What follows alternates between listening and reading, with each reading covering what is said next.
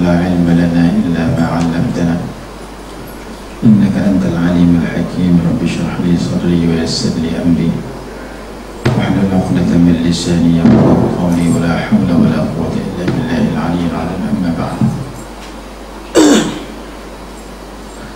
pertama sekali saya minta maaf lewat kitab bertemu. Saya tadi ada orang Indonesia main rumah. Sana kita dah.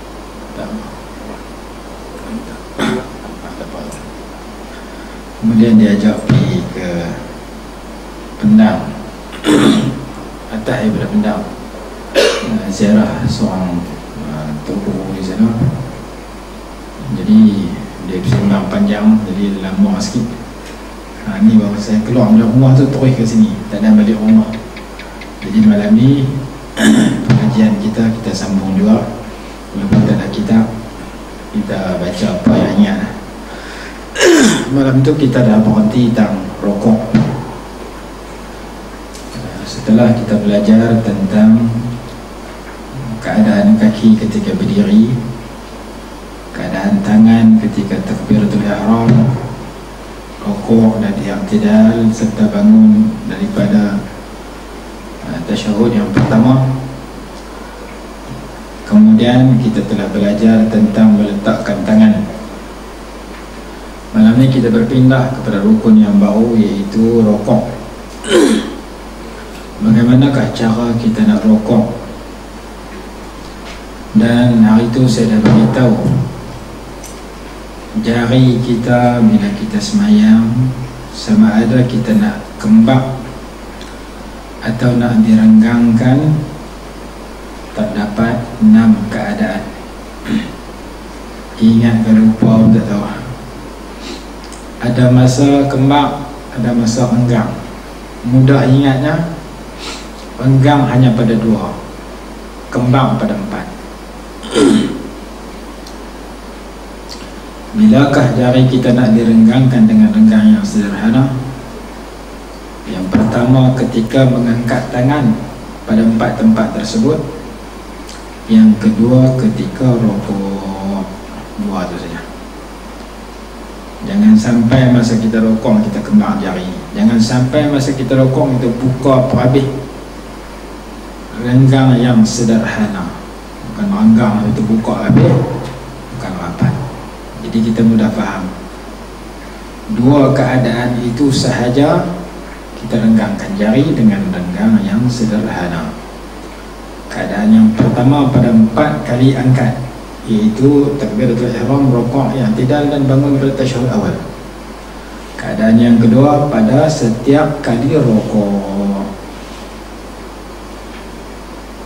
Sebenarnya subuh 2 kali rukuk, yang zuhur asar 4 kali rukuk. Semua jenis rukuk renggangkan jari tangan, tapi bukan renggang habis, renggang yang sederhana. Selesai 2 keadaan jari direnggangkan, baki lagi 4 kembang. Yang pertama kita kembang sewaktu qiyam dan i'tidal. Qiyam kita kembang jari kiri, kita kembang jari kanan.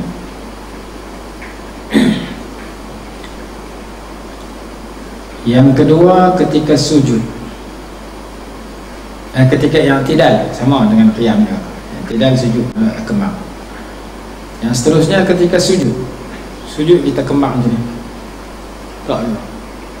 Jangan buka, kembang. Lelaki dan perempuan sama, kembang.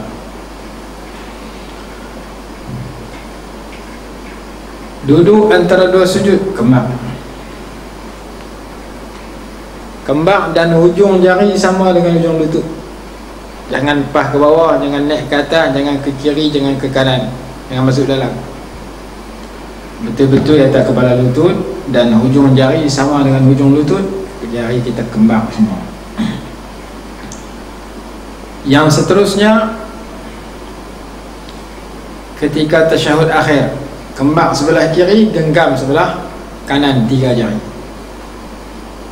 Kembang sebelah kiri. Yang ni pun 2-3 cara. Cara yang nombor 1, kembang macam ni. Ada orang masukkan jari ke dalam, ada orang letak di bawah. Dia orang buat bulat. macam-macam cara. Jadi itu keadaan jari dalam sembahyang. Jadi mudah kita ingat, jari kita direnggangkan dalam sembahyang hanya pada dua perbuatan, iaitu berangkat dan rokok. Apabila seseorang tu nak rokok, nombor satu, tangannya mesti letak di atas kepala lutut dia, tapak tangan atas kepala lutut, dan jari digenggam dengan renggang yang sederhana. Nombor dua, belakang dia, tengkok dia, kepala dia bagi sama 90. Jangan juna nampak ke bawah, makruh. Jangan terangkat ke atas, makruh dia.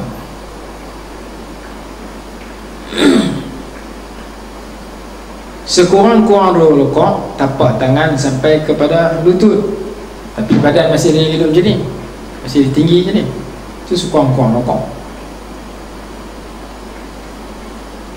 Lagi baik turun, tunduk bagi sama.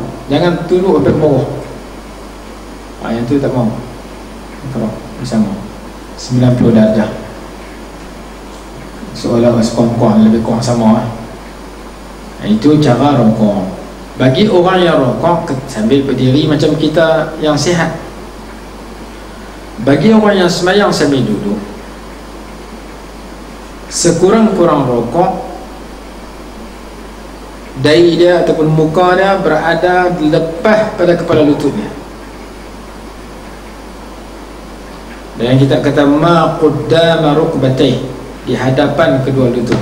Bila rokok tunduk sikit, kepala dia dengan paha dia ataupun dengan lutut dia tak lepas lagi, tak mau. Kecuali kalau orang yang uzur betul. Uzur dia kata memang tak boleh sujud pun isyarat, rokok pun isyarat. Rokok kena tinggi sikit, sujud kena rendah sikit, tak apa. Tapi bagi orang yang sembahyang sambil duduk, dia boleh rokok, dia boleh sujud dengan sempurna. Maka sekurang-kurang rokok ialah muka dia tu duduk lepas pada kepala lutut, depan kepala lutut, dahi dia berbetulan dengan depan kepala lutut. Jangan hanya rokok tunduk sikit, muka dia dengan paha dia masih lagi kena. Tak apa. Itu paling kurang. Paling baik rokok sambil berdiri ada sekurang-kurang, ada yang paling baik. Saya sebut dasar, sekurang-kurang rokok sambil berdiri, tapak tangan sampai kepada lutut, badan masih lagi tinggi.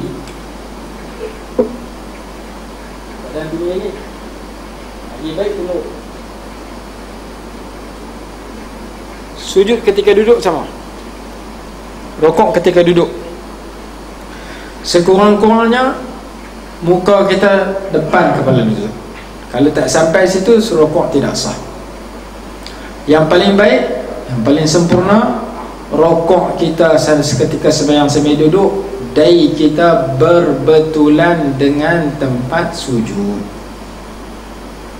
Nak buat macam mana? Payah, tapi kena tahu cara nak bagi boleh.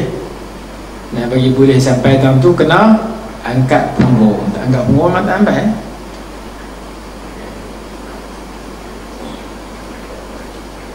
Sekurang-kurang rokok, Allahu Akbar, dahi kita ni paling kuat. Paling baik saya kita sini ni.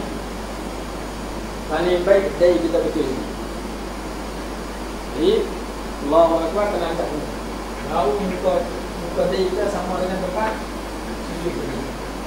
Allahu Akbar. Subhanallah wa bihamdihi. Jadi sujud. Jadi sujud kita ambil duduk dua cara. Cara pertama, kita tahu. Jadi kita dah betul ini sekurang-kurang. Kalau sujud, kalau rokok ni, Allahu Akbar. Kita mau. Okey, muka kita masih lagi sama dengan. Kita kena lepas. Lepas tu.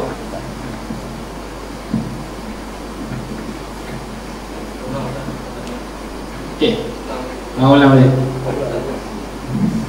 Kalau kita rokok sambil duduk, dahi kita tak lepas pada paha, tak mau lagi. Mesti sekurang-kurang dahi kita lepas pada Betul. Allahu Akbar. Ini rokok yang sekurang-kurang. Allah SWT. Yang paling baik, paling sempurna rokok sebenarnya sampai duduk, dahi kita berbetulan dengan tempat sujud. Selagi kita nak sujud, dahi kita tarik. Kita rokok bagi dahi kita betul tu juga. Jadi nak bagi betul tu, dekat tunduk saja tak cukup. Mesti kena angkat punggung.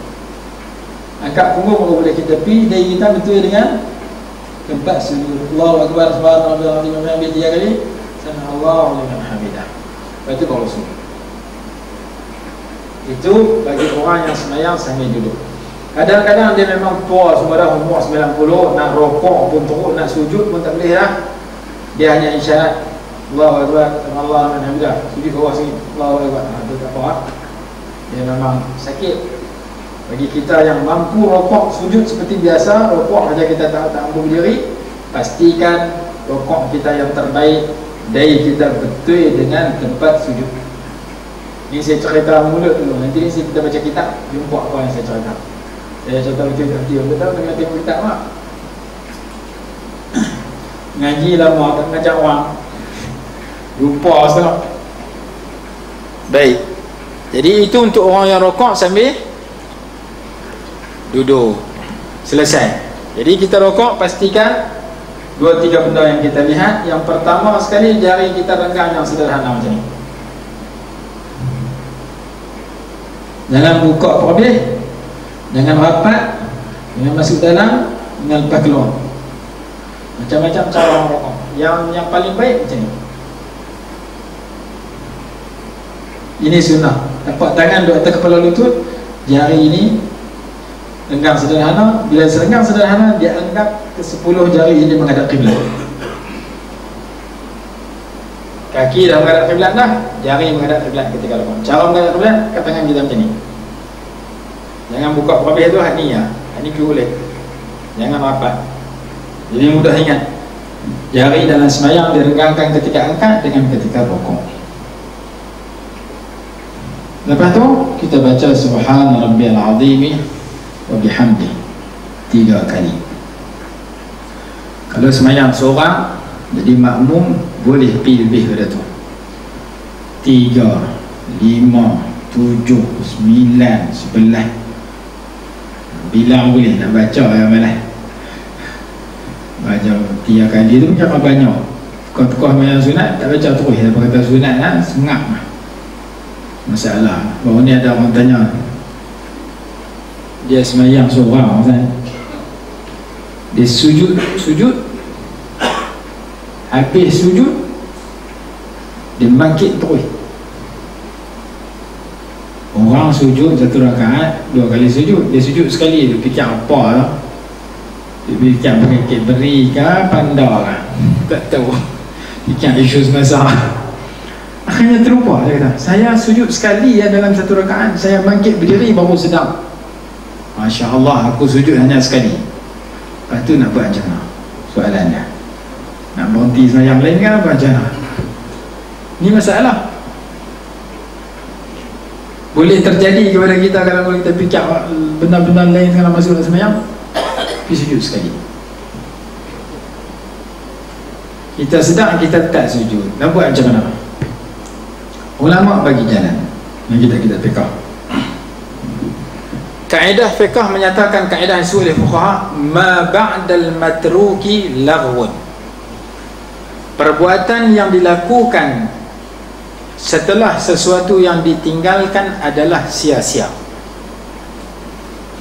Rukun ada 13. Kita nak buat satu rukun, nak berpindah kepada satu rukun yang lain, mesti ikut tertib.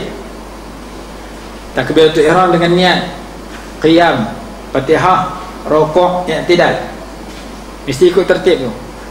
Tiba-tiba kita tertinggal satu rukun, kita langkau pergi buat rukun lain. Contoh, kita tinggal Fatihah, mayang zuhur, duk khayal zong-zong Allahu Akbar, baca doa iftitah, baca qul huwallahu ahad, Fatihah tak baca. Rokok, masa rokok sedang, oh Fatihah tinggal tadi tak baca. Macam mana dia nak buat? Ulama kata, sekiranya kita meninggalkan satu rukun, Lepas tu kita sedar, kita tinggal.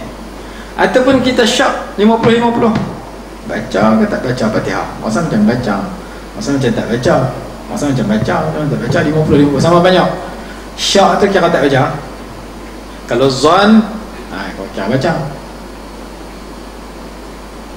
Ketika itu kita kena kembali melakukan rukun itu.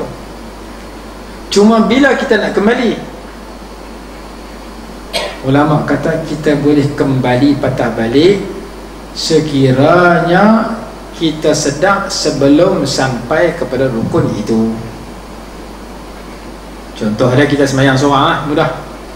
Kita tinggal Fatihah, kita sedar masa rukuk, kita sedar masa i'tidal, kita sedar masa sujud yang pertama, kita sedar masa sujud yang kedua, kita sedar masa satu antara dua sujud. Mana-mana tempat yang kita sedar dan belum sampai kepada Fatihah yang kedua, Fatihah rakaat kedua, wajib patah balik.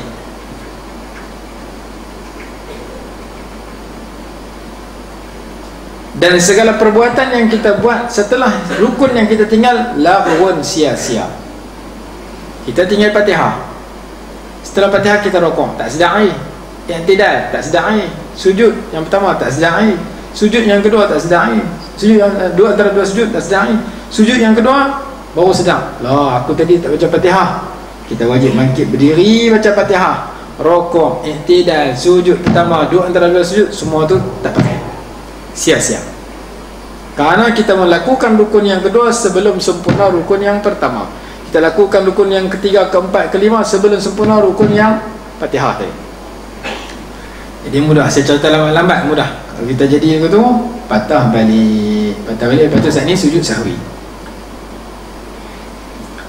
Sekiranya seseorang itu meninggalkan sesuatu rukun, maksudnya dia tinggal Fatihah ke, tinggal rukuk ke, tinggal i'tidal, tak kira mana-mana rukun dia tinggal, dia sedar sebelum sampai kepada rukun yang sama, dia wajib patah balik kepada rukun itu.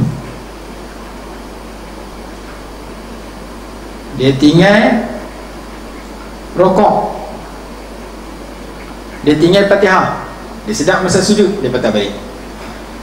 Sekiranya dia sedar setelah sampai kepada rukun itu, yang tu nak patah balik tak boleh. Itu nak buat macam mana? Tambah satu rakaat di akhir sujud sahwi. Itu saja cara kita nak bezakan yang mana kena patah balik, yang mana tak kena patah balik. Kita tinggal Fatihah, kita sedar sebelum Fatihah yang kedua, patah balik. Saat ni sujud sahwi. Bila patah balik, bukan patah balik baca Fatihah saja, patah balik baca Fatihah, rukuk balik, i'tidal balik, sujud balik, buat balik hak mana kita buat tadi, hak mula kita buat ni tak kira. Pasal kita langkau tinggal Fatihah. Jadi kita patah balik baca Fatihah, maka kita rukuk kembali, i'tidal kembali, sujud kembali, dua antara dua sujud kembali. Hak ni baru kira. Hak dah kita buat tadi ni tak kira pasal Fatihah tinggal. Jangan dia kata start kata balik, patah balik baca Fatihah, sujud balik, pasal teringat pasal sujud. Jangan, dia kata tadi buatlah, hak tadi tak kira. Ma ba'dal matruki laghun. Rukun yang dibuat setelah melangkau rukun yang ditinggalkan dianggap sia-sia. Jadi mudah ingat dua keadaan. Keadaan pertama, sekiranya kita sedar rukun yang kita tinggalkan itu sebelum sampai kepada rukun itu, pada rakaat yang berikutnya kita wajib patah balik segera. Kita baca, melakukan rukun itu dan lakukan rukun-rukun setelah itu. Saat ini kita sujud sahwi. Sekiranya kita sedang dah sampai kepada rukun itu, kita terlupa Fatihah, kita sedang masa Fatihah rakaat kedua, kita sedang masa rukuk rakaat kedua, kita sedang masa rukuk rakaat ketiga, rakaat keempat, sedang lepas pada tu dah, lepas pada Fatihah yang kedua dah, yang tu kita wajib tambah satu rakaat dan sujud sahwi. Selesai. Masalah kawan ini pelik sikit pada yang lain. Yang terjadi saya contoh itu di Sungai Petani, satu masjid tu imam sembahyang Jumaat, lepas pada baca surah dia terus terjun sujud. Dia fikir apa tu? Sujud. Makmum tegak di belakang, dia bangkit sampai tang rukuk, dia berhenti. Salah. Kenapa salah? Kerana sujud itu salah satu syarat sujud mesti turun dengan niat untuk sujud, untuk rukuk. Syarat rukuk turun dengan niat untuk rukuk. Pak Long tadi turun dengan niat untuk sujud, niat rukuk tak ada. Maka orang yang sujud terlupa rukuk, Bila ditegur, diperingat, dia pun percaya orang tu bagi tahu betul, dia kena bangun qiyam baru rukuk. Dia bangun sujud, dia berhenti tempat rukuk, salah. Dia bangun berdiri qiyam, lepas tu dia patah balik kepada rukuk, saat ni dia sujud sahwi. Sekiranya seseorang itu terlupa sujud sekali saja, sekali lagi dia tak sujud bangkit berdiri, macam soalan saya sebut tadi. Setelah berdiri dia sedar, oh tak sah, aku sujud hanya sekali. Sekarang aku dah berada di rakaat kedua. Rakaat pertama tadi aku sujud hanya sekali. Macam mana dia nak buat? Dia nak patah balik terus sujud kan? Dia nak patah balik duduk antara dua sujud? Itu soalannya.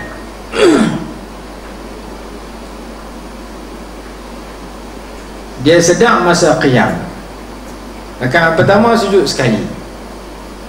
Lepas tu dia sedang setiap orang mesti sujud dua kali, aku hanya sujud sekali. Sekarang aku nak turun untuk sujud yang kedua, aku nak turun duduk dulu kan, nak turun sujud terus? Itu soalannya. Kalau turun sujud terus, dia duduk antara dua sujud. Kalau dia turun duduk antara dua sujud, lepas tu sujud baru betul. Tapi ada masa tak boleh duduk dulu tu.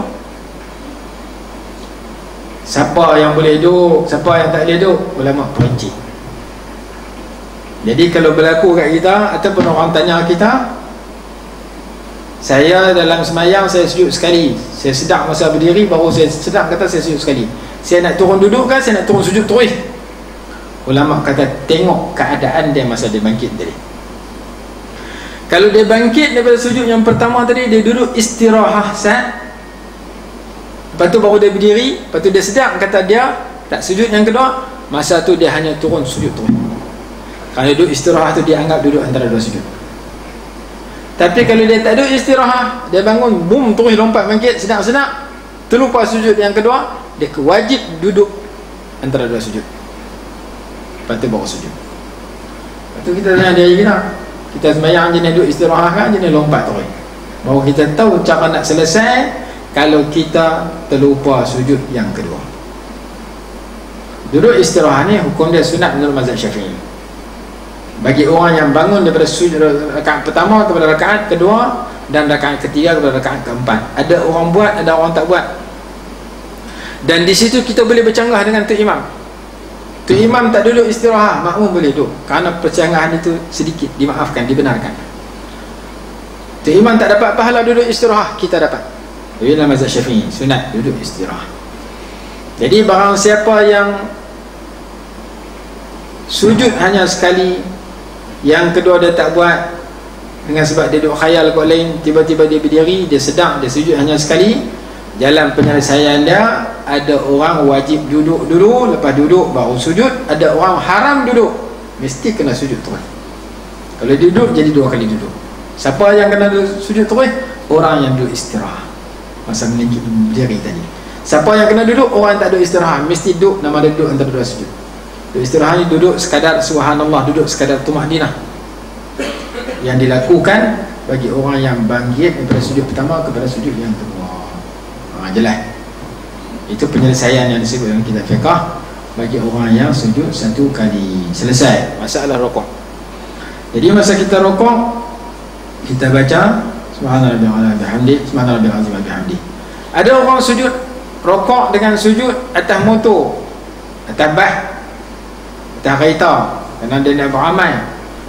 Dalam kitab kata boleh sembahyang sunat atas kereta, atas motor, sambil bawa motor sambil sembahyang sunat ketika dia bermusafir, walaupun musafir yang singkat.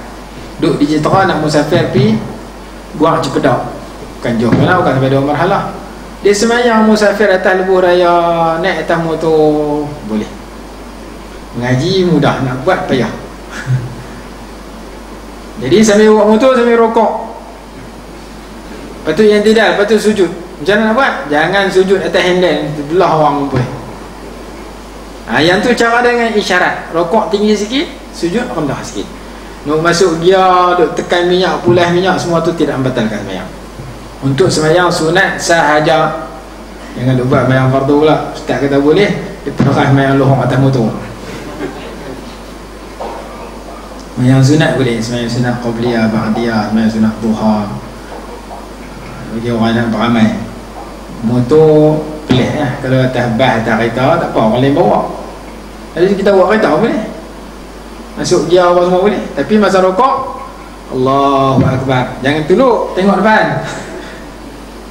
Allahu Akbar, rendah sikit. Subhanallah rabbil azim wa bihamdihi, subhanallah rabbil azim wa bihamdihi, subhanallah rabbil azim, Allahu liman hamidah. Sujud bagi rendah sikit. Allahu Akbar, sujud bagi rendah sikit pada rokok. Tu saja isyarat pada. Boleh. Tu orang dah buat kadang-kadang tak kapal terbang. Tapi yang tu dia buat sembahyang fardu tak kapal terbang buat tu. Yang tu bila sampai airport kena cari surau, qada balik. Kalau tak mau buat lagu tu, tak mau qada, sembahyang bagi sempurna. Pi abang kat pramugari, saya nak sembahyang, minta ruang sikit. Kalau Mas, kalau Arab Saudi, kalau kapal terbang orang Islam ni, biasanya dia akan bagi ruang untuk sembahyang jemaah. Arab Saudi satu bilik tu boleh duduk 3-4 orang dekat dengan tempat sajian makanan. Tempat dia siap makanan, ada bilik, ada sejadah, ada tirai. Kalau Mas ni boleh 2 orang belakang tu. Jadi kalau saya naik kapal terbang Mas, saya kapal terbang Dubai, kalau terbang Qatar orang Islam, saya sembahyang macam kita duduk di Malaysia di rumah, tak kena qada lah. Sembahyang 2 rakaat qasar jamak dengan sempurna, rokok yang tidak. Tapi kebanyakan jemaah yang kita jumpa dia pakai sembahyang atas kerusi. Satu satu lagi tak sembahyang terus, time makan jaga. Dia kata tak boleh sembahyang cuma nak takut terbang. Dia tak sembahyang terus. Itu kena balik qada juga. Sembahyang atas kerusi pun kena balik qada. Sembahyang tak sembahyang terus pun kena qada bila sampai di airport. Sebahagian orang pergi Mekah rajin sembahyang, buat haji umrah, tak tinggal balik-balik takut terbang, tinggal sembahyang terus. Itu ada Allah buat perangai itu. Jadi kita kalau boleh pergi dengan buat perangai itu, kita sembahyang takut terbang. Kalau boleh sembahyang sempurna, sembahyang jemaah pula 2 orang lagi baik, kita tak perlu qada apa semua. Syarat dia kita kena ambil ayat sembahyang, basuh muka sekali, tangan sampai siku sekali, sapu kepala sekali, basuh kaki sekali. Ambil yang wajib sudah, sekali-sekali cukup, sunat tak payah. Kemudian ke tepi belakang dia akan bagi sejadah. Ni sejadah dia akan tunjuk arah kiblat. Kalau kapal terbang Mas, kapal terbang Arab Saudi, dia akan tunjuk arah kiblat. Kita sembahyang, ajak kawan seorang ni sembahyang jemaah 2 orang, 2 rakaat zuhur, 2 rakaat asal habis sempurna elok, balik tak gaduh qada dah. Itu yang saya buat ketika saya naik kapal terbang. Tapi ya sebahagian daripada jemaah ada yang sembahyang atas kerusi, saya tengok. Sebahagian lagi tak sembahyang terus. Itu masalah tu. Jadi pergi haji elok-elok lah, duduk Mekah 40 hari, naik kapal terbang tinggal sembahyang. Ni haji mabrur kan haji malboro ni. Itu nak kena jaga sembahyang. Jadi sembahyang ni wajib lagi, tak nak. Kalau tak ada yang sembahyang cara tak ada yang sembahyang, kena hormat waktu, lepas tu kena qada balik. Orang yang naik kapal terbang, naik bas express daripada Kuala Lumpur, naik pukul 2 petang atau 3 petang, zuhur asar dia sembahyang di sana, maghrib tak sembahyang, sampai insya dia kena sembahyang atas bas. Dia sembahyang tak ada orang baca lah. Sembahyang dekat mana boleh, duduk sambil duduk atas bas tu baca takbir, baca Fatihah, rukuk dengan isyarat Allahu Akbar, subhanallah liman hamidah. Lagi senang sembahyang aku tu, tapi sampai kena qada balik. Driver tak sembahyang, driver mungkin orang asli kot. Yang jadi masalah driver tak mau pergi sembahyang. Driver tak sembahyang, kita makmum penumpang tak sembahyang. Dia abang tu boleh berhenti, dia marah kita pula. Naik balik lah, kacau orang nak pergi cepat sampai. Jadi masalah. Jadi ada kaedah sembahyang atas kenderaan. Ada orang tanya, nak kira waktu macam mana? Masa mana masuk zuhur, masa mana masuk asar? Kadang kita pergi matahari ikut kita, kadang matahari belakang kita, tak tahu nak agak. Ulama kata barang siapa yang sembahyang atas kapal terbang, dia nak tahu masuk waktu bila, dia kena mengikut waktu tempatan. Dia naik kapal terbang di KLIA, nak pergi Mekah, mungkin lalu ikut India, mungkin lalu ikut negara-negara yang dia lalu. Masuk zuhur, asar, maghrib, isyak mengikut waktu tempatan. Nak tahu macam mana? Tanya pramugari. Masuk dia waktu ni, pramugari Islam, dia kata masuklah, dia tahu dah. Maka kita sembahyang mengikut waktu tempatan tersebut. Kalau kita tak tahu, maka diberi pilihan yang kedua. Kita naik ke penerbangan Sweden, Amerika, mana puak tu tahu waktu semayang, mereka tak semayang, mereka bukan Islam. Kalau kita boleh tahu lagi baik. Kita tak boleh tahu. Kadang naik kapal terbang orang Islam pun kita tak tahu. Naik kapal terbang Singapura, China, Singapura, masuk Maghrib ni, masuk Isya ni. Dia kata mana aku tahu orang Isya, dia China. Kita singgah di airport Singapura, biar semayang kena ayam macam tak? Tandas dia pakai tisu.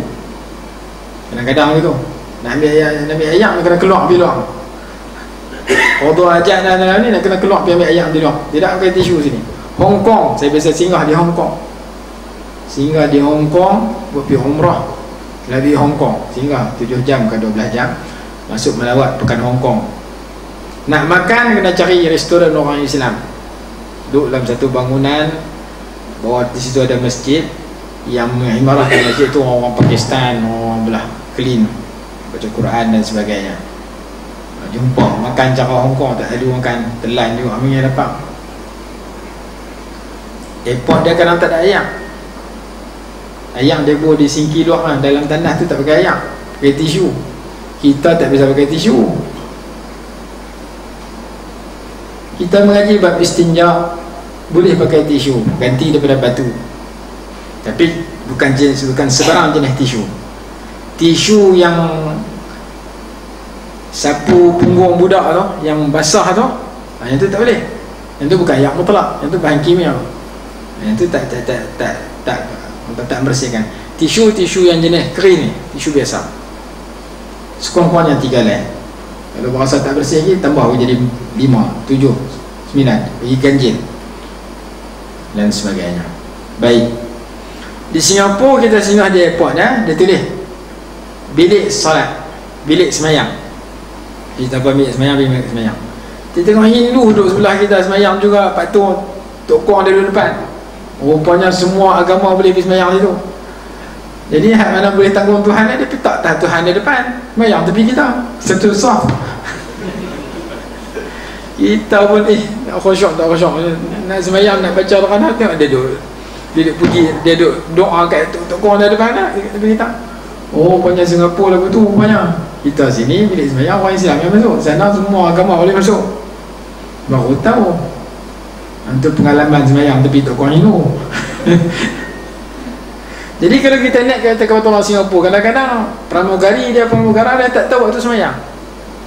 Kita nak semayang juga. Jadi saya sebut cara ringkas. Sekiranya kita naik kapal terbang menuju ke sebarang negara, waktu semayang masuk ialah melalui waktu tempatan yang kita lalu. Kita lalu negara apa? India, Bangkok, Thailand, India dan sebagainya. Kita kena semayang zuhur, subuh, zuhur, asar, maghrib, isya mengikut waktu tempatan itu, sekiranya diketahui. Macam mana nak tahu? Kalau naik ke terbang Mah, ke terbang Arab Saudi, ke terbang Qatar, kalau orang Islam, pramugari memang tahu. Masuk ke zuhur, dia kata tak masuk. Masuk ke subuh 2 jam lagi, masuk ke subuh sejam.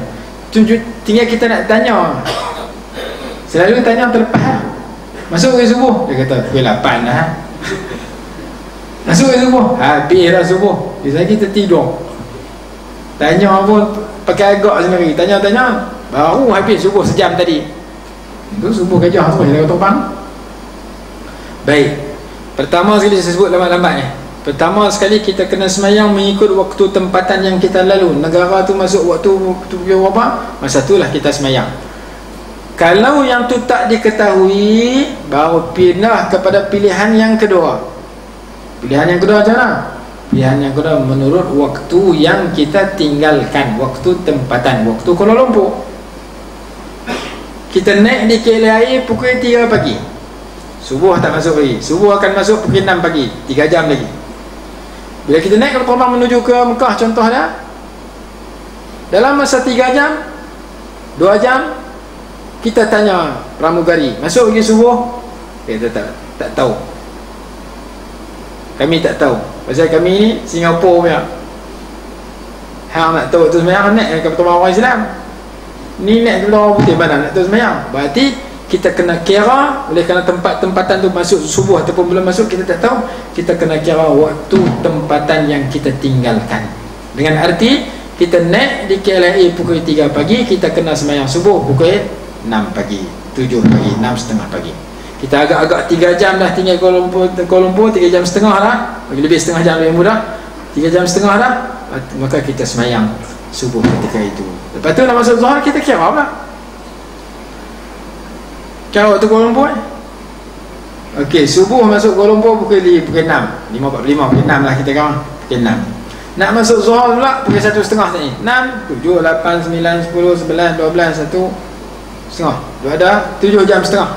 Buhlah 8 jam. Agak-agak 8 jam setelah sembahyang subuh, kita sembahyang zuhur asar jamak takdim 2 rakaat. Lepas tu kira maghrib pula.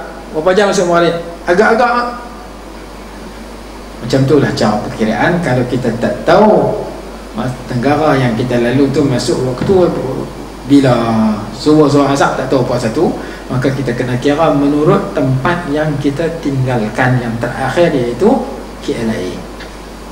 Tapi jangan pilih pilihan kedua selagi mana boleh pilih pilihan pertama.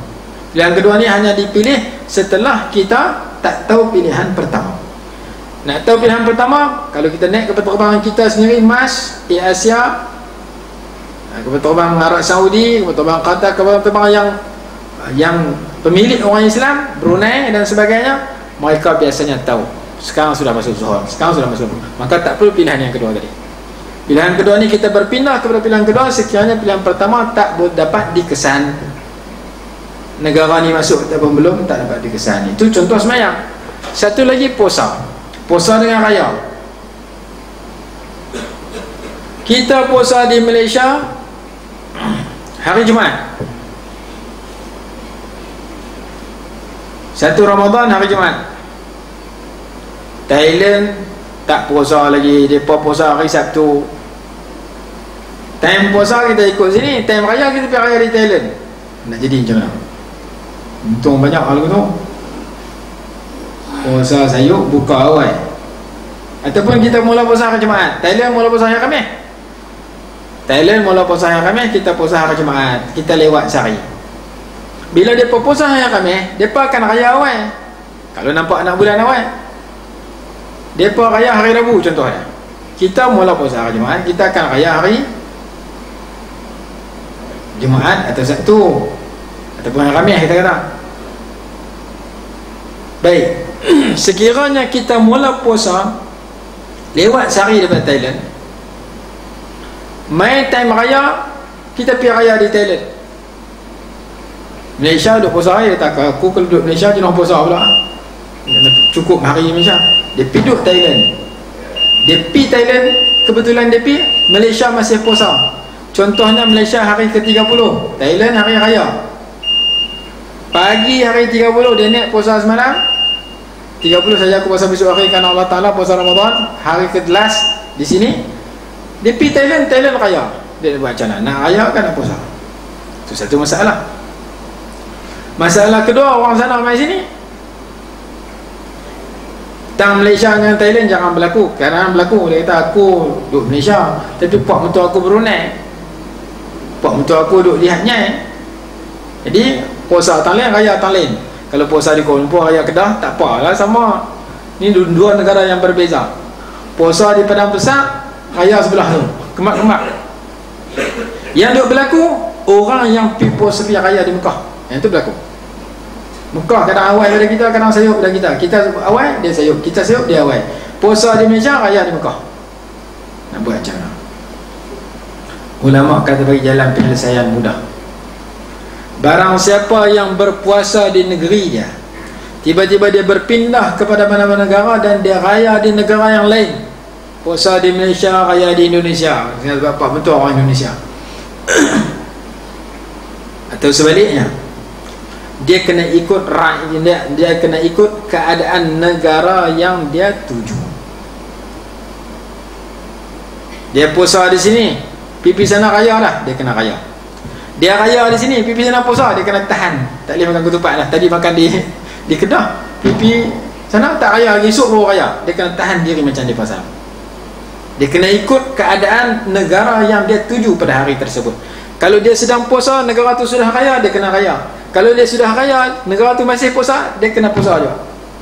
Walaupun tadi telan ketupat nanti tu di rumah kan. Ikut negara yang dia tuju. Kemudian dia kena qada tak kena qada, tengok bilangan hari dia puasa. Kalau dia puasa hanya baru 28 hari dengan sebab mula sayuk raya awal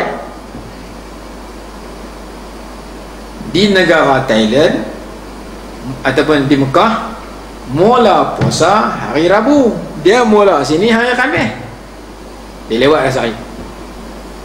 Pergi sana pula, tengok anak bulan nampak tu raya awal, dia puasa baru 28 hari, pergi sana raya.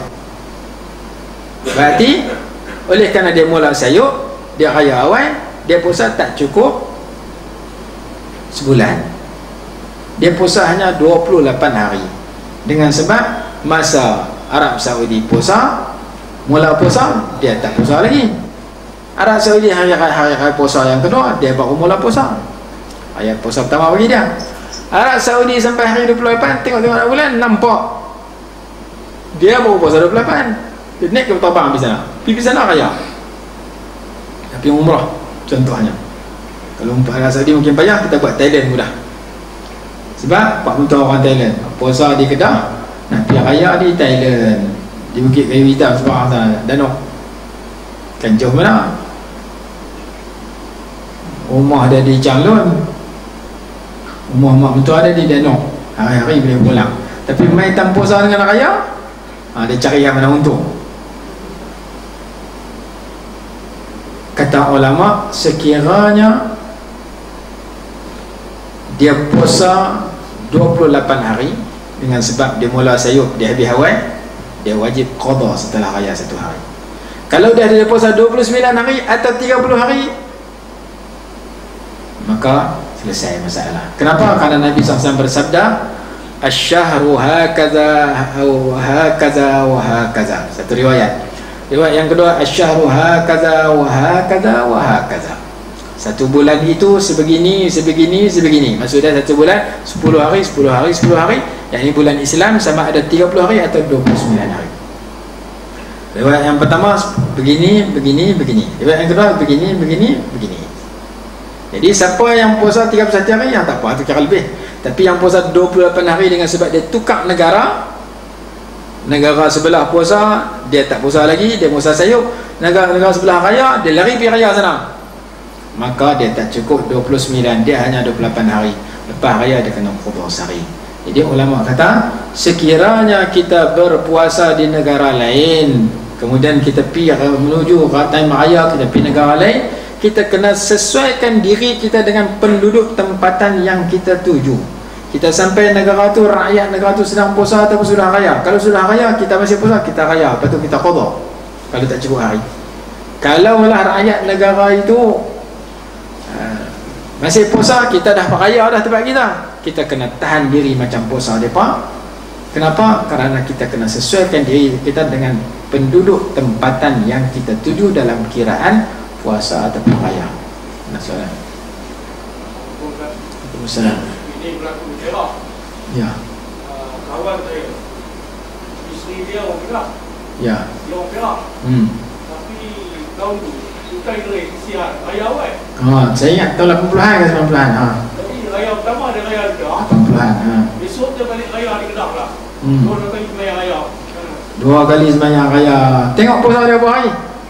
Kalau puasa 28 sebab 2 kali raya tu, sini raya sana raya. Kalau 28 hari, dia kena qada sehari. Kalau 29 hari, tak payah lah. Sebab 29 cukup sebulan, 30 cukup sebulan, 28 hari tak cukup sebulan. Karena bulan dalam Islam 29, 28. Bulan orang putih ada 28 kan? Bulan Februari 28. Tapi bulan Islam 29 dengan 30 kan? Kalau 29 hari sudah cukup. Kalau 30 hari memang lagi lebih, memang cukup juga. Tapi kalau 28, dia mesti qada 1 hari selepas raya. Dia kena bilang hari dia puasa. Memang itu berlaku kan? Itu negeri-negeri. Macam bola pun faham lawan dengan puan malam. Saya ada Kuala Lumpur kemarin, balik semalam, balik sampai pagi tadi. Hari Jumaat saya pergi baca khutbah di masjid section 17. Lepas tu malam Sabtu ceramah kuliah maghrib di apa masjid tu. Lepas tu pagi kuliah subuh. Lepas kuliah subuh kuliah zuhur pula sampai asar, bukan zuhur sampai asar. Lepas tu kuliah maghrib pula. Lepas tu beli tiket bas sebelah 45. Habis beli tiket bas, orang telefon pula, ustaz mereka minta kuliah subuh pula esok. Mana boleh naik bas, nak pijak tangga, nak pijak tangga bas lah. Balik semai pagi tadi sembai. Jadi 2 hari saya pergi sana, 5 kuliah. Subuh, zuhur, asar, Jumaat.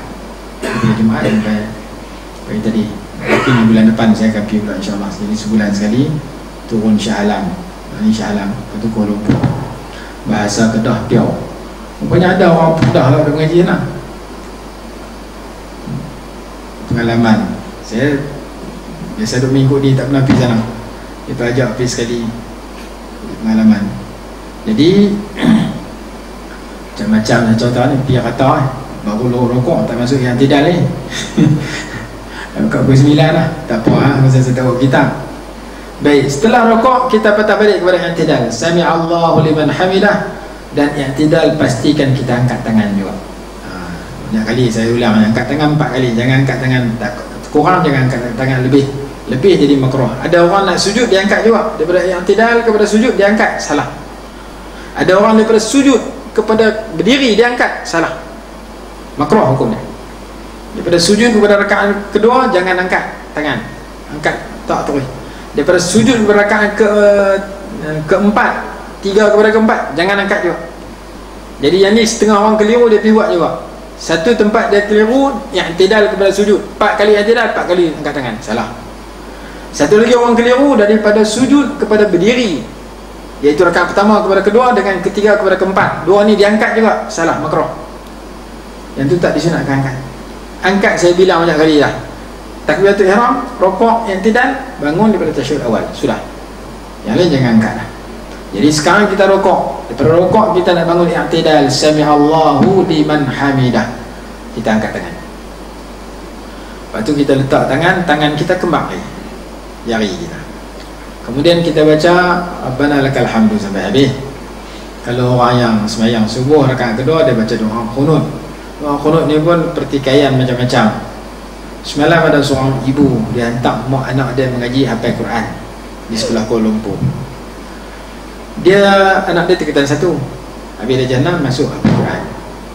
Lepas tu dia tanya saya rasa tak apa sedap hati bila saya hantar anak saya tu baru 6 bulan dia mengaji. Balik main rumah bila dia semayang tangan dia duduk tarik. Kemudian bila dia tasyahud jari dia duduk betul. Saya kata nama apa tempat? Dia abang nama tempat. Sebulan banyak. Sebulan dia kata 400 lebih. Kemudian Kuala Lumpur biasa 400 lebih. Kita sini minta 200, orang tak nak bayar. 250 orang rasa banyak lah, tak nak bayar. Sana 400 lebih. Lepas tu kau cadang habis dia mengaji situ, kau dah hantar je lah. Dia kata kau rasa minat nak pergi Madinah. Tu cara Madinah. Kalau tangan tak lagu ni bergerak jari, sekolah Wahabi lah tu. Tu baru dua tanah. Kalau kau mazhab Syafi'i, kau biar dia duduk tu, lepas ni dia balik jadi pendakwah Wahabi. Oh, dia kata tu gitu lah. Tu di antara tanda-tanda ciri-ciri dia. Dia baca kitab Nasruddin Albani, Cara Sembahyang Rasulullah tu buku Wahabi. Dia punya isi kandungan, dia terjemah dalam bahasa Malaysia lah ni. Lepas tu kita taati bab-bab tertentu, kita beli buku di perpustakaan, baca, cek dengan internet, bacalah internet saja. Tekuk-tekuk kena dengan amalan yang berbeza dengan kawasan persekitaran kita. Kalau kita duduk Perlis tak apa.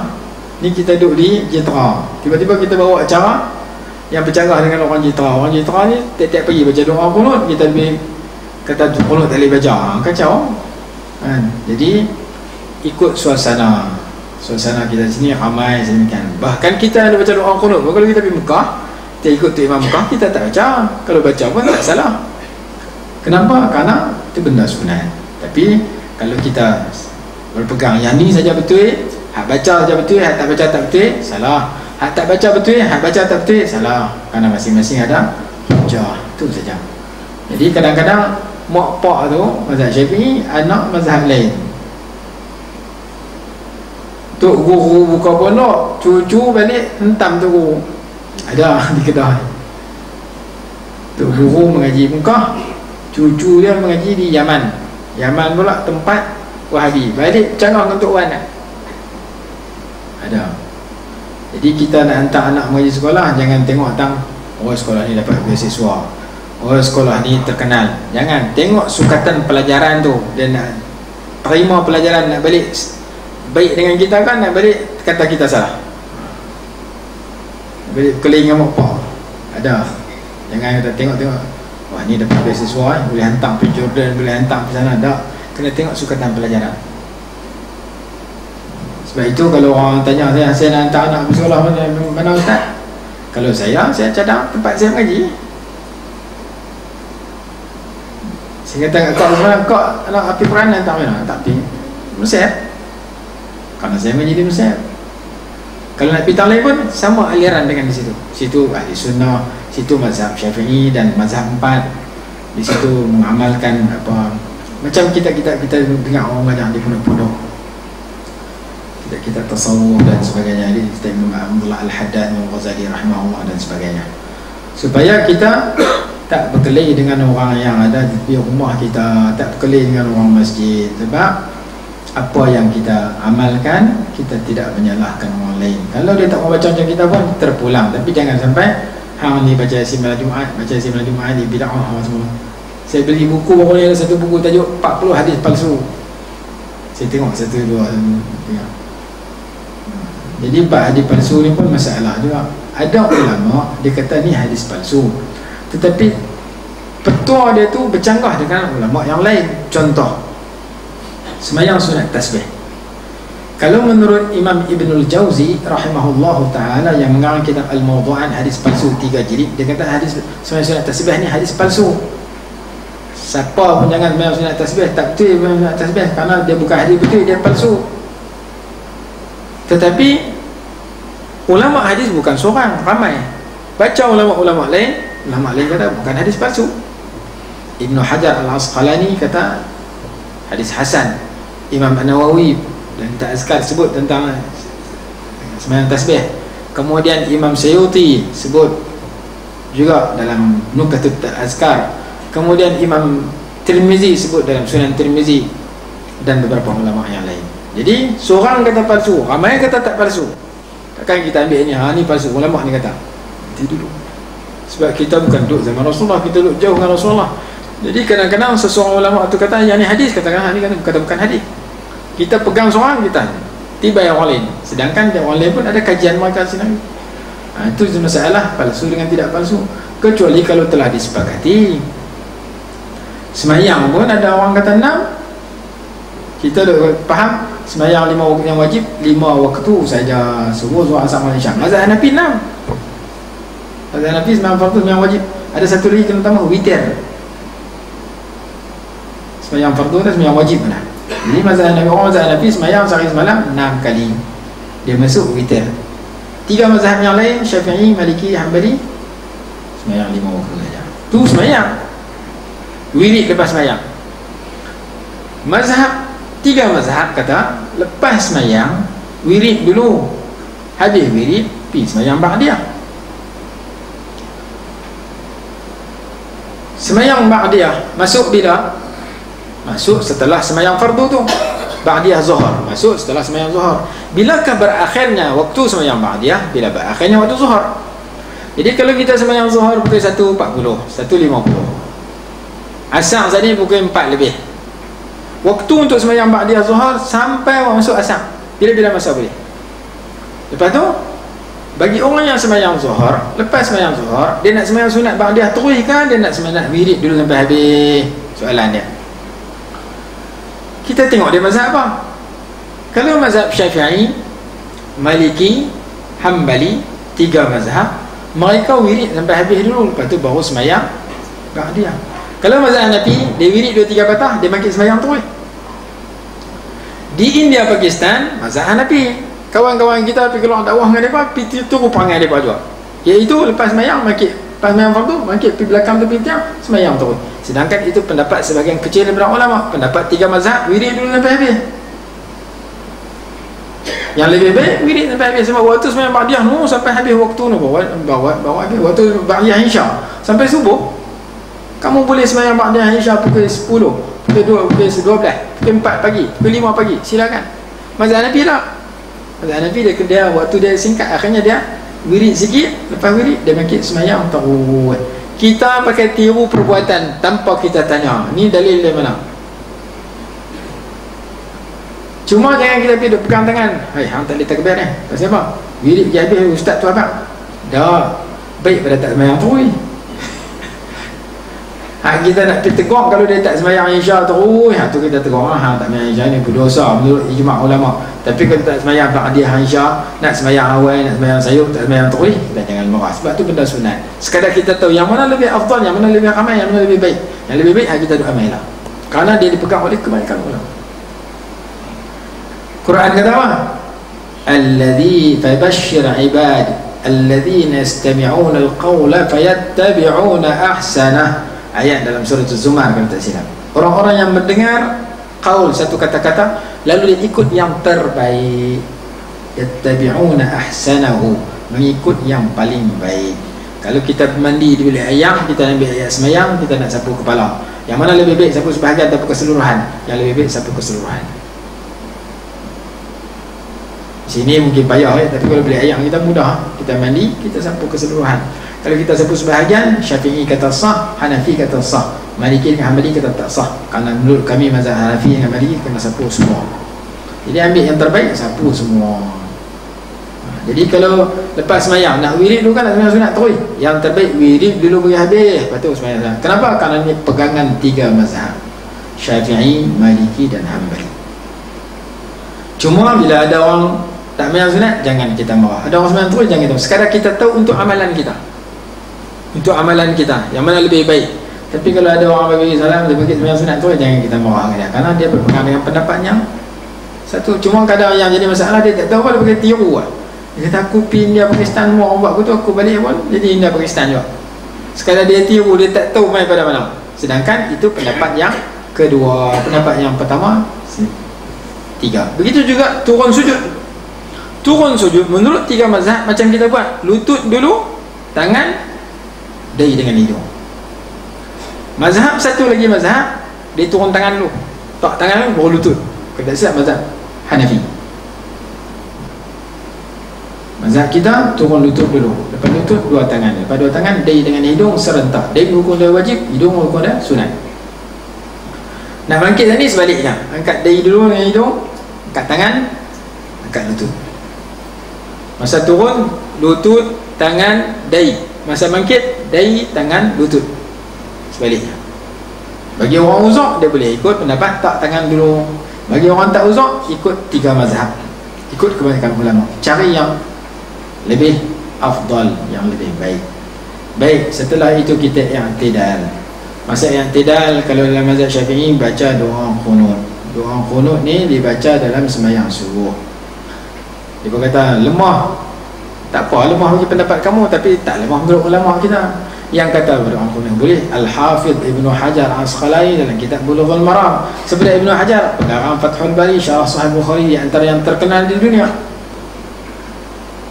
Dia pun nak kritik, kata ni lemah. Takkan orang yang kritik tu lebih pandai daripada Imam Ibnu Hajar. Sebab tu bila dia tulis dalam sahabat, dia tulis menurut pendapat sebahagian. Dia tak sebut nama orang, sebab kalau sebut memang dia junam. Itu dia tulis dalam sahabat. Makan sok. Barang siapa yang tengah makan, tiba-tiba terdengar azan, maka dia boleh perhabis makanan itu.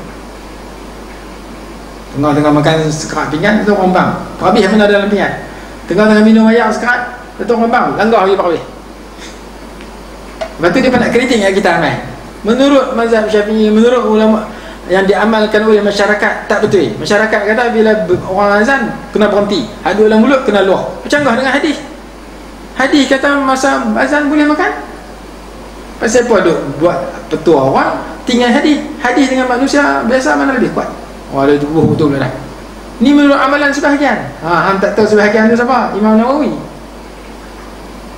Takkan hang lebih pada Imam Nawawi? Oh, dia kata ni kami pegang hadis, tinggal Imam Nawawi hadis. Awak Imam Nawawi tak jumpa hadis macam hang?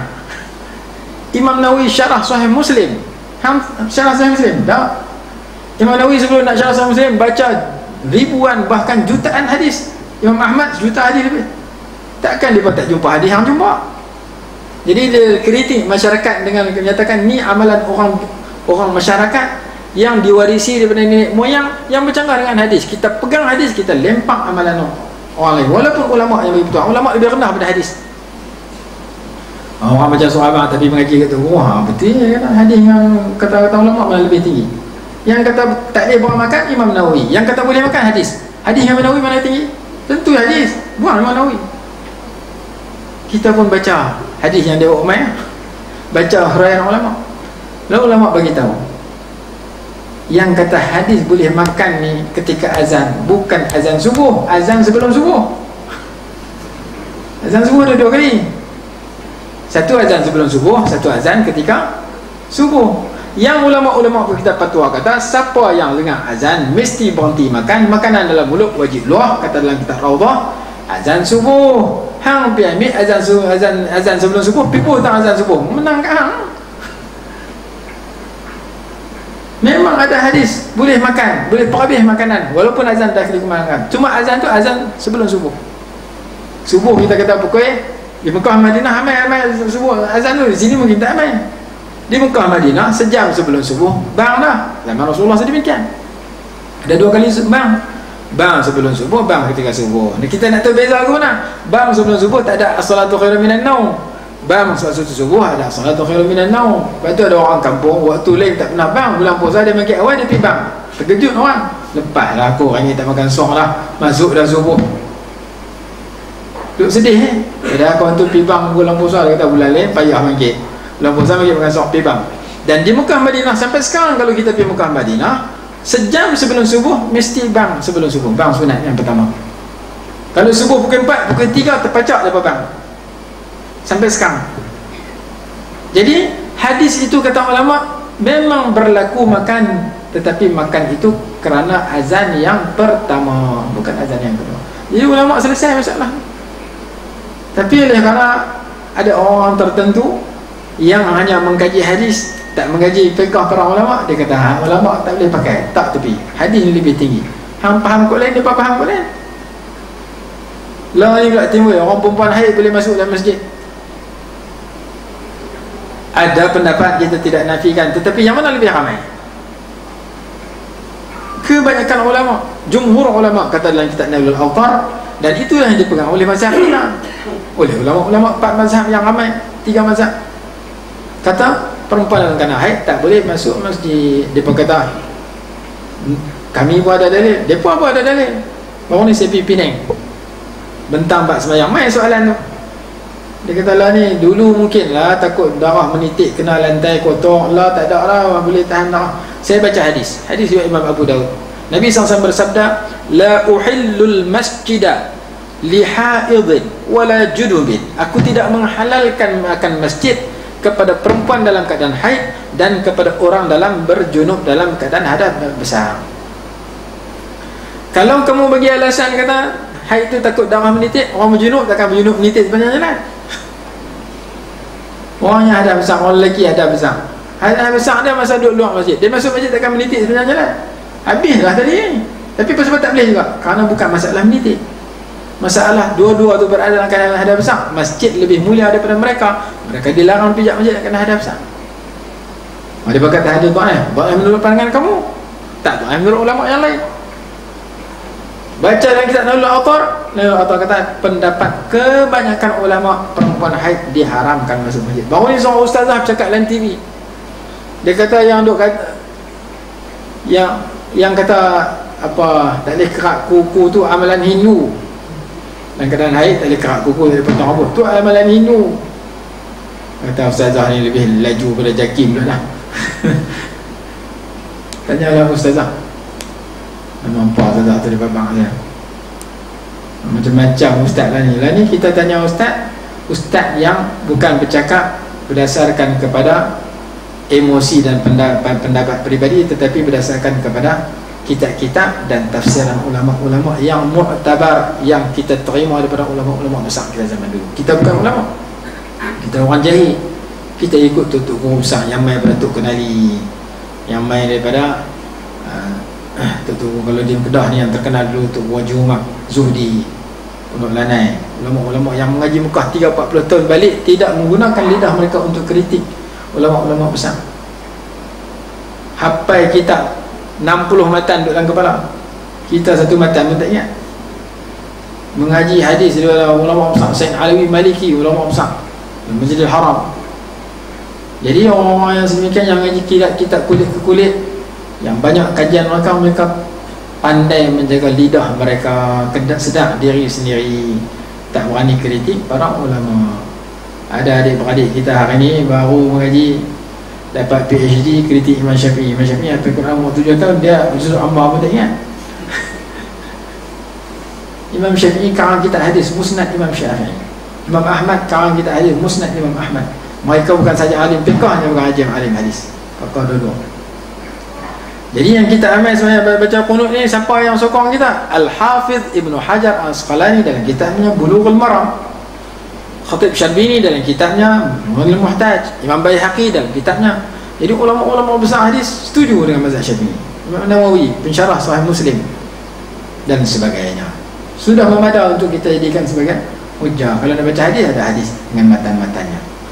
Supaya kita ketahui bahawasanya ulama-ulama kita menyatakan perkara ini digalakkan kita baca bukan daripada pemikiran mereka, bahkan daripada persetujuan mereka melalui kajian-kajian yang mereka lakukan. Jadi kalau kita bersikap, saya nak baca, kamu tak mau baca, terpulang pada kamu. Saya tak mau baca, kamu nak baca, terpulang pada kamu. Saya tidak menyalahkan kamu, masing-masing ada jalan. Baik, itu bagus, tak apa. Saya nak baca bismillah doa, kamu nak baca pelan. Saya nak baca pelan, kamu baca doa, tak apa. Tapi kalau kita pergi tempat tu memang nak baca doa, kita baca pelan, memang lingkup jemaah. Di Sungai Petani ada satu pagi, dia tu mengaji Madinah, balik orang tolak jadi imam sujud sejadah. Dia baca Iqra, sujud juga dia kata. Wasjud waqtarib. Kemudian dia jadi imam, dia tak baca bismillah doa. Orang tak baca bismillah. Hampa pergi Mekah Madinah pun tak punya doa. Di sana tak faham Mekah Madinah ni Sungai Petani, bukan Mekah Madinah. Makmum belakang kelang kabut. Cik imam ni tak baca bismillah. Bukan semua jadi makmum di Mekah Madinah. 50 orang sembahyang pergi Mekah, 5 orang, 45 orang ni tak pernah pergi Mekah. Akhirnya dengar Tok Imam tak baca bismillah, tak sah, taubat tak sah sembahyang hari ni. Tok Imam tak baca bismillah. Jadi boleh menimbulkan fitnah. Walaupun kita tahu boleh baca, ada mazhab boleh baca, tapi bila kita baca tempat yang tak sesuai, kebanyakan orang awam tak tahu apa, driver lori, kolek bas, tukang sapu sampah, tukang kebun, mana pernah dengar bismillah tak bismillah ni. Yang tahu daripada aku celak mata sampai pejam mata, aku sembahyang di Sungai Petani ni, mesti tu imam baca bismillah doa kalau maghrib sembahyang isya subuh. Tiba-tiba dia ni tak baca bismillah, kompon sembahyang aku tak sah. Dengan dia tak sah, dengan aku tak sah. Menimbulkan fitnah kepada makmum. Sebab itu Imam Syafi'i mengatakan sunat baca doa qunut, tapi bila dia ziarah Imam Abu Hanifah dia tak baca kerana dia pergi tempat tu. Jadi tengok tempat supaya tidak menimbulkan fitnah kepada orang lain. Macam masalah salam tengah khutbah Jumaat. Orang tu tengah dengar khutbah Jumaat, kita pergi duduk salam dengan dia, tak sepatutnya berlaku. Kenapa? Kerana waktu tu dia dituntut tumpu untuk khutbah Jumaat. Kita selalu kacau dia. Kita jangan salam dia, dia jangan salam kita. Tiba-tiba kita tengah duduk tumpu khutbah Jumaat, tiba-tiba ada orang suar tangan nak salam kita. Macam mana kita nak buat? Hang ni tak erti lah aku dengar khutbah Jumaat ni. Jadi berkeling dengan dia pula. Ketika itu dia tak erti, suar habis ya. Nak elak daripada dia sakit hati, nak elak daripada dia marah, nak elak daripada putus hubungan silaturahim. Oleh kerana dia tak erti, dia suar, kita suar salam dengan dia. Kalau dia tahu, dia tak suar kita. Kita tahu, kita tak suar. Pasal orang khutbah Jumaat kena tumpu kepada khutbah. Nabi SAW bersabda, man massal hasa faqad lagha. Siapa yang menyentuh menyapu, menyentuh hasa, pasir, batu, dia telah melakukan perkara sia-sia. Maksudnya tengah khutbah Jumaat, jangan duk lakukan perkara lain. Kita kena tumpu kepada khutbah. Sebab itu sama yang kita jumpa dalam masjid, sama ada tumpu, sama ada lena. Tumpu betul lena tu. Jangan duk bersembang. Lah ni Saya pengalaman saya khutbah kata tempat. Lah ni khotib ramai. Khotib atas mimbar ada, khotib pokok buluh ada, pokok manggih ada. Sama-sama baca khutbah. Tu imam baca khutbah di atas, depa baca khutbah di luar. Kita masa ni jumpa seminggu sekali pun waktu lain kita pakai dua tang lain.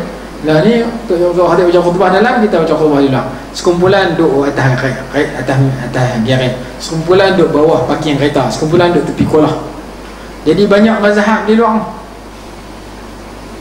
Tu khotib dia baca khutbah di atas, dia bawa khutbah di luar. Orang qamat pun dia masuk. Ada masjid-masjid sedemikian. Ada satu masjid saya pergi ke bilai gram. Hak duk sembang di luar banyak, hak dalam tak cukup 40. Dia angkat mikrofon, lagi hampa tak masuk. Tu Pak, aku tak bang tengah hari ni. Hampa nak sembahyang awal masuk. Hampa tak masuk habis. Main nak dengar khutbah tu bersembang, aku parking kereta sembang atas kerusi di luar apa semua. Dia gempak lagi tu, buat tu masuk habis. Kena ketegang lah, dia sembang lah. Tak apa, ada 3 orang, ahli masuk lah. Budaya ni ada di sebahagian tempat. Jadi tempat bersembang pula di masjid, luar masjid, kiri kanan depan belakang.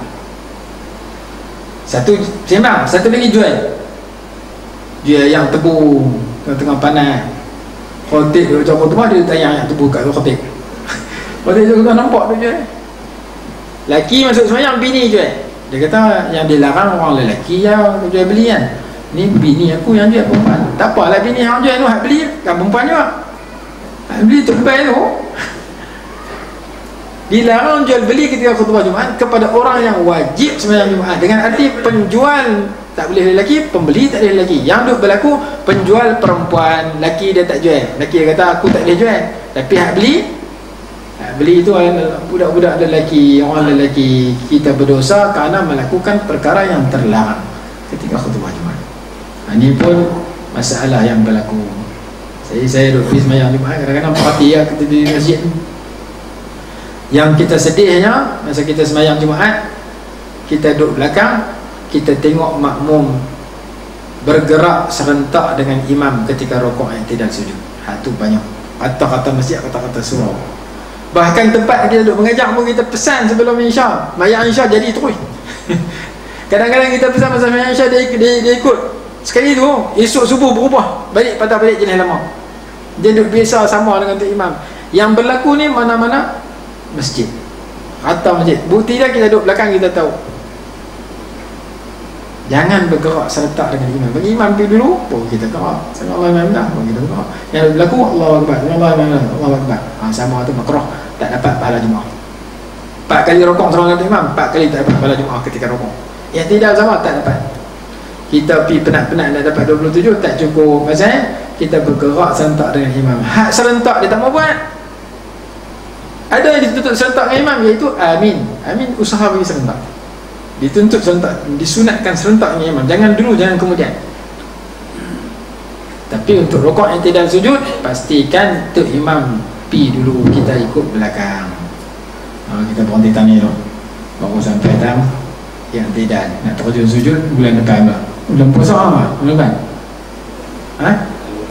Puasa? Kalau tak kita baik bulan depan, tak ada kita baik raya. Bismillahirrahmanirrahim. Alhamdulillahirrahmanirrahim. Wassalatu wassalamu ala sayyidina Muhammad wa ala alihi wa sahbihi wa sallam. Allahumma anfa'na bima 'allamtana wa 'allimna ma yanfa'una warzuqna 'ilman yanfa'una ya arhamar rahimin. Rabbana atina fid dunya hasanatan wa fil akhirati hasanatan wa qina 'adzaban nar. Sallallahu ala sayyidina Muhammad wa ala alihi wa sahbihi wa sallam. Alhamdulillah.